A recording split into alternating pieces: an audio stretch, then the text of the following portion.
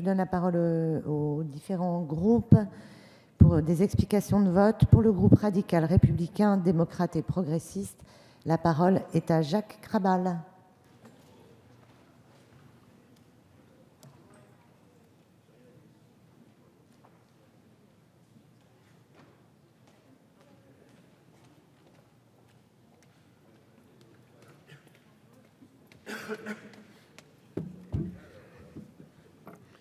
Merci.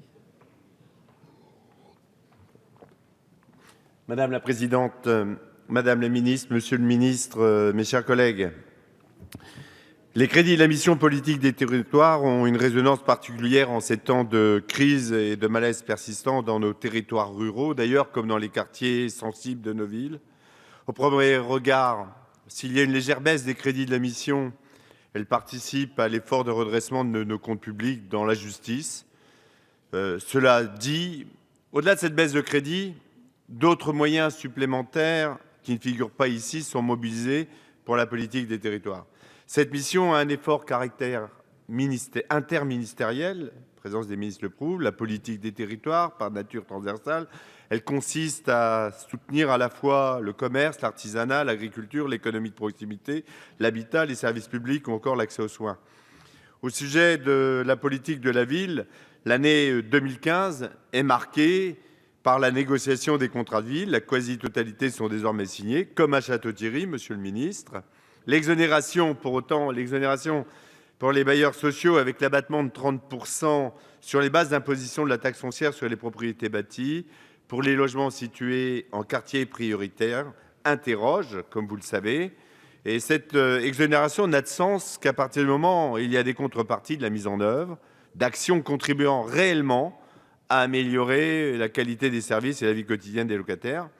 Et hier soir, en séance, nous avons voté, au cours de l'examen de la mission en relation avec les collectivités territoriales, un amendement du groupe 2RDP, défendu par mon collègue Joël Giraud, qui prévoit des modalités de compensation de l'État vers les communes qui subiront les conséquences de l'exonération.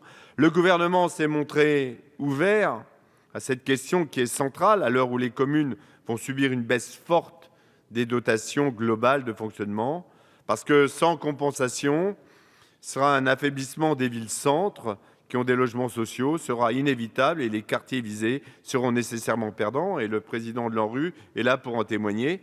En matière de politique en faveur des territoires ruraux, l'année 2015 est riche en annonces de diverses mesures également, issues des travaux des assises de la ruralité, poursuivies par les 2 comités interministériels aux ruralités.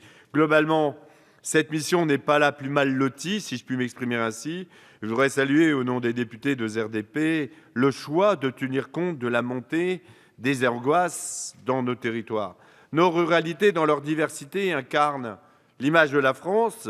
Nous devons les aider à relever les défis qu'elles rencontrent dans une période où elles sont bousculées par des évolutions brutales. Les craintes légitimes qui s'expriment doivent être écoutées. Après, il faut le dire, des années de négligence, je voudrais croire que le gouvernement a entendu le message et qu'il est déterminé à y répondre pour garantir un développement harmonieux et juste de l'ensemble des territoires de France. Je crois qu'il est aussi vain qu'absurde d'opposer, et vous l'avez rappelé, Madame la Ministre, en prenant la parole, d'opposer les villes aux campagnes. Dans chaque zone se trouvent des richesses, des opportunités, des initiatives à encourager.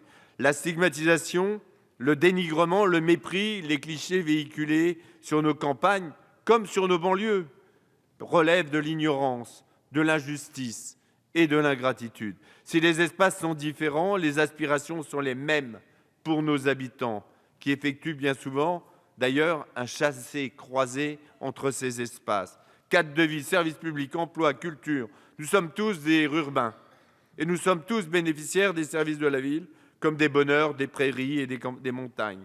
Parmi les mesures visant à réduire les injustices hors de cette mission, je tiens à saluer l'abondement de la moitié du fonds d'investissement doté d'1 milliard pour les collectivités. C'est 500 millions d'euros pour les zones rurales, dont 300 millions iront pour la revitalisation des centres-bourgs. Ces crédits sont vitaux pour le maintien de l'animation et le développement des centres de nos petites villes.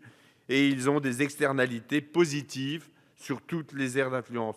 En termes de logement, l'élargissement du PTZ qui fait le buzz médiatique aujourd'hui, bravo, puisque en assouplissant les critères, ça devrait permettre à 120 000 ménages d'en bénéficier en 2016.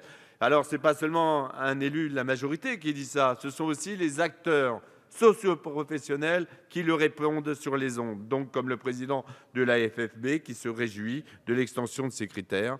Donc, au total, c'est plus de logements et aussi plus d'emplois. Donc, c'est une mobilisation de plus de 250 millions d'euros supplémentaires par an pendant 5 ans. Donc ça, ce sont des bonnes choses. Aussi, je veux parler du fonds d'aide à la pierre ou encore l'éligibilité des communes en tension au dispositif d'investissement locatif. Madame la préfète de région a signé aujourd'hui l'arrêté pour le zonage de Château-Thierry en B2, Madame la ministre. Merci encore. En matière de santé, je ne vais pas reprendre tout ce que vous avez exprimé, comme il en est aussi en matière des maisons de santé au public. Donc tout ça, ça vise à une réduction des inégalités d'accès et une qualité de service. Madame la ministre, vous aviez annoncé le déploiement donc de 1000 maisons de service public. Ça va dans le bon sens et j'espère qu'elle se concrétisera le plus rapidement possible. Donc gardons à l'esprit que tous ces crédits d'intervention en faveur des territoires défavorisés dans les quartiers en ville comme dans nos territoires ruraux ne sont pas des faveurs, mais une correction d'inégalités. Ils permettent d'assurer une continuité territoriale et de favoriser les leviers de coopération entre ces territoires pour répondre aux besoins et attentes de leurs habitants en luttant contre les concentrations de pauvreté et les fractures économiques, sociales, numériques et territoriales. Dans ces conditions, Madame la ministre, Monsieur le ministre, nous faisons confiance et nous voterons donc bien sûr les crédits de la mission. Nous devons lutter de toutes nos forces contre la diffusion du sentiment de délaissement et d'abandon pour redonner confiance. Dans ces territoires, qualité de vie, tradition, innovation, solidarité peuvent se conjuguer avec harmonie. Le potentiel est immense. Il nous appartient de le valoriser au bénéfice de l'ensemble de nos concitoyens. Merci à vous. Merci, mes chers collègues. Je vous rappelle que les explications de vote par les porte-paroles des groupes est de 5 minutes et pas de un peu plus de 6 minutes. La parole est à